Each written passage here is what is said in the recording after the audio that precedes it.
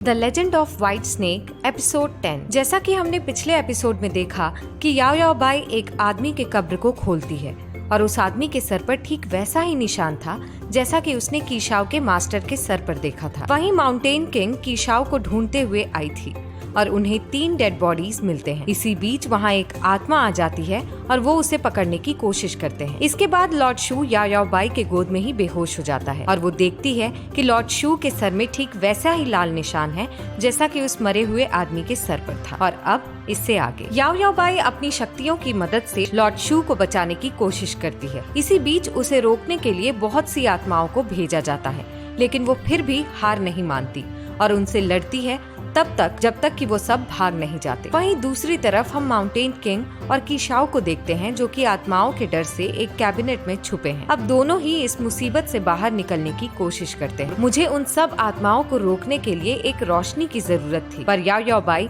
जैसे ही लॉर्ड शू के करीब जाती है वो उसे अपने आप को छूने से मना करता है। वो कहता है कि मैं पहले ही प्लेग से ग्रसित हो चुका हूँ, कृपया आप मुझे ना छुएं वरना ये आपको भी संक्रमित कर सकता है। इस पर वो कहती है कि ये बीमारी मुझ पर काम नहीं कर सकती है क्योंकि मेरे पास मेरे गुरु की बुद्धि की छाया है। वहीं दूसरी तरफ हम देखते हैं कि लॉर्ड शू मिस लैंग को अपने पास आने से रोकता है। लॉर्ड शू याओ याओ बाई को बताता है कि मुझे जो लक्षण हैं वो कीशाओ के मास्टर से बिल्कुल मिलते हैं। 4 लोटस के बीज खाकर भी मेरी हालत में कोई सुधार नहीं है, बल्कि मेरी हालत पहले से और भी बदतर हो गई है। अब मेरे पास ज्यादा समय नहीं है, 3 दिन से भी कम समय बाकी है। अगले सीन में हमें फायरी ग्राउंड दिखाया जाता है जहाँ एक आत्मा घूम रही थी। द सोल कलेक्टिंग लाइट ने उसकी आत्मा को फिर से जीवित किया है। ये आदमी और कोई नहीं बल्कि मॉन्स्टर किंग था। तभी मॉन्स्टर किंग को कुछ खुशबू आती है। तभी उसका आदमी यानी कि नियू पूछता है कि क्या हुआ मास्टर, कोई परेशानी है क्या? इस पर वो कहता है कि मुझे उस स्पिरिचुअल संगमरमर की खुशबू आ रही है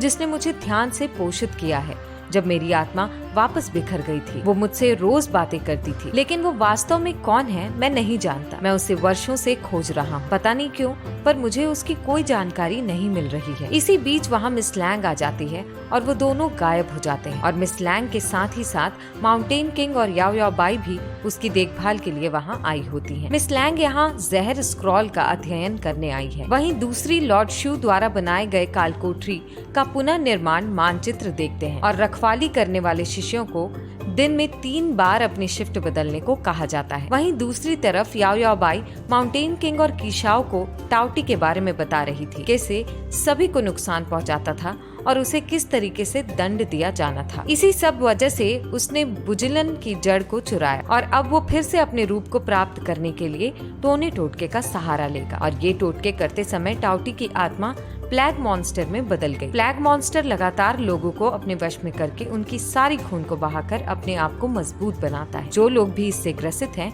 उनके सर पर लाल निशान है। जो भी लोग प्लेग से ग्रसित हैं, वो या तो कुछ दिनों में मर जाएंगे या फिर पलक झपकते ही मर जाएंगे। लेकिन मुझे ये समझ में नहीं आ रहा है कि कीशाओ के मास्टर इससे बचने में सक्षम कैसे रहे। इस पर माउंटेन किंग कहती है कि अगर कीशाओ के मास्टर बच सकते हैं तो इसका मतलब है कि लॉर्ड शू को बचाने का कोई न कोई तरीका तो जरूर होगा। इस पर याओ याओ बाई कहती है कि शायद प्लेग से लड़ने का उपाय खुद कीशाओ के मास्टर के शरीर के अंदर है। अब कीशाओ तुरंत अपने मास्टर के पास चला जाता है। अगले सीन में हम कीशाओ को और उसके मास्टर को देखते हैं जो कि दोनों आपस में बातें कर रहे थे और अब ये दोनों ही लॉर्ड शू के पास जाने के लिए निकल जाते हैं। वहीं दूसरी तरफ हम लॉर्ड शू को देखते हैं जो कि काफी हद तक प्लेग के वश में हो चुका था और बहुत बुरी तरह जूझ रहा था। जब याओ याओ बाई लॉर्ड शू का इलाज कर ही रही थी, तभी अचानक से लॉर्ड शू अपने कमरे से भाग जाता है और तभी उसे उसी के कुछ शिष्य देख लेते हैं और वो भी उसके पीछे चले जाते हैं। तभी कीशाओ और उसके मास्टर दोनों को ही पता चल जाता है कि जरूर कुछ गलत हुआ है। वो दोनों ही अलग अलग दिशा में चले जाते हैं। अगले सीन में कीशाओ के मास्टर लॉर्ड शू पर हमला कर देते हैं क्योंकि उनके अंदर टाउटी की आत्मा थी और अब टाउटी और ज़ीशुआन की आत्मा दोनों ही आपस में लड़ रही थी। वहीं दूसरी तरफ हम कीशाओ के मास्टर को देखते हैं जिसके अंदर टाउटी की आत्मा मौजूद है। उससे मिलने खुद मॉन्स्टर किंग आया हुआ है और उसे बताता है कि द अपोथेकेरी हाउस के पुराने स्वामी काफी अच्छे डॉक्टर थे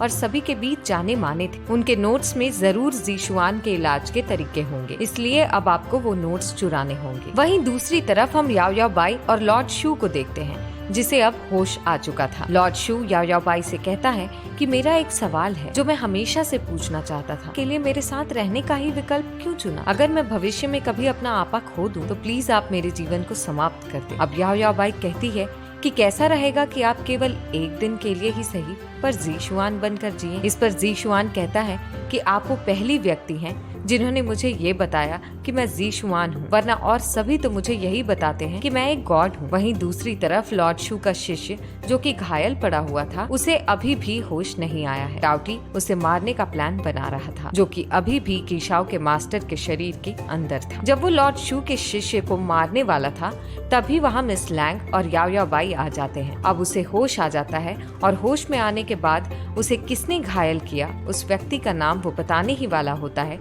कि तभी ये एपिसोड यहीं खत्म हो जाता है।